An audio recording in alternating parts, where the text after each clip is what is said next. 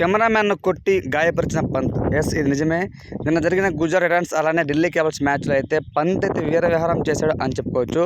So, ముందుగా ఒకానొక సందర్భంలో ఢిల్లీ క్యాపిటల్స్ అయితే 44 పరుగులకి 3 కీలకమైన వికెట్లు కోల్పోయి పీకలతో కష్టాలు పడింది. ఆ సమయంలో వచ్చాడు అక్షర్ పటేల్ అలానే రిషబ్ పంత్. ఇద్దరు ఆకాశమే హద్దుగా ఆడారనమాట. రిషబ్ పంత్ ఒక రకంగా చెప్పాలంటే స్మార్ట్ కెప్టెన్షిప్ అనుకోవచ్చు. ఎందుకంటే అక్షర్ పటేల్‌ని మిడిల్ ఆర్డర్‌లో కాకుండా టాప్ ఆర్డర్‌లో పంపించి కొంతవరకైతే మంచి చేశాడు అని చెప్పుకోవచ్చు. తను కూడా ఆ యొక్క అవకాశాన్ని క్యాపిటలైజ్ చేసుకొని చాలా మంచిగా అయితే పెర్ఫార్మెన్స్ ఇచ్చాడనమాట అక్షర్ పటేల్ కూడాను. చాలా బాగా ఆడారు. కాకపోతే ఫ్రెండ్స్ లాస్ట్ ఓవర్‌లో మోహిత్ శర్మ వేసిన ఓవర్‌లో అయితే రిషబ్ పంత్ 31 రన్స్ పిండుకున్నాడనమాట. షాక్ ఇచ్చాడు నిజంగా. ఈ వైడ్ రైస్ అంటే వైడ్ గ్రీజ్ దాటి బయట వైడ్ పోయే బాల్ కూడా రిషబ్ పంత్ 6గా మలిచారనమాట.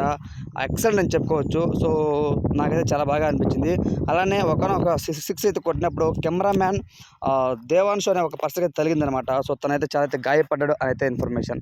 దాని తర్వాత ఆ విషయం తెలుసుకున్న రిషబ్ పంత్ ఆ యొక్క ఎవరైతే కెమెరామ్యాన్ ఉన్నారో దేవాన్షు అనే పర్సను, తనకైతే సారీ కూడా చెప్పాను. సో, నేను కావాలని కొట్టలేదు, బై మిస్టేక్ అలా తగిలింది.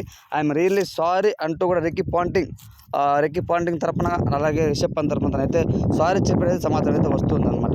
సో, ఏది ఏమైనా సరే ఆ యొక్క కెమెరామ్యాన్ కోలుకోవాలి అని నేను కోరుకుంటున్నా అంటూ రిషబ్ పంత్ చేసిన వ్యాఖ్యలు అందరినీ ఆసక్తిపరిచాయి.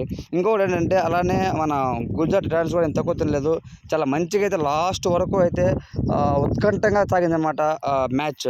చివరిలో రిషబ్ పంత్ అలానే స్మార్ట్ కెప్టెన్సీకి తోడయ్యి విజయాన్ని 4 పరుగుల తేడాతో గెలుచుకుంది అని చెప్పుకోవచ్చు అనమాట. ముఖ్యంగా డేవిడ్ మిల్లర్ కానివ్వచ్చు, దాని తర్వాత రషీద్ ఖాను, దాని తర్వాత చివరిలో వచ్చేటువంటి స్పిన్నర్, తను కూడా బ్యాటింగ్ లెఫ్ట్ హ్యాండ్ బ్యాట్స్‌మెన్ చాలా బాగా అయితే సాయి కిషోర్ చాలా బాగా ఆడాడనమాట. సో, ఒక రకంగా చెప్పాలంటే టైట్ ఫైట్ ఉండే మ్యాచ్ ఎవరు గెలుస్తారని చాలా ఆసక్తికరంగా మారింది. చివరిలో మొత్తానికైతే మంచి బౌలింగ్ ఎఫర్ట్స్‌తో ఆకట్టుకున్నారని చెప్పొచ్చు ఢిల్లీ క్యాపిటల్స్. నార్త్ వేసిన బౌలింగ్‌లో అయితే మాత్రం మిల్లర్ అయితే ఊచకోత కోసాడు. 4, 4, 6, 6, 4తో చాలా అయితే పిండుకున్నాడు అనమాట ఆ ఓవర్‌లో. ఒక రకంగా చెప్పాలంటే గుజరాత్ టైటాన్స్ అయితే మ్యాచ్ అని అందరూ ఫీల్ అయ్యారు మిల్లర్ క్రీజ్‌లో ఉన్నంత వరకు. కానీ ఎప్పుడైతే మిల్లర్ అవుట్ అయిపోయాడో కథ మారిపోయింది. వెంటనే రషీద్ ఖాన్ వచ్చాడు. చివరిలో రషీద్ ఖాన్ కూడా చాలా వరకు పోరాడాడు. బట్ గెలుపుని అందించలేకపోయాడనమాట. కానీ రిషబ్ పంత్ ఇన్నింగ్స్ హైలైట్ అని చెప్పుకోవచ్చు.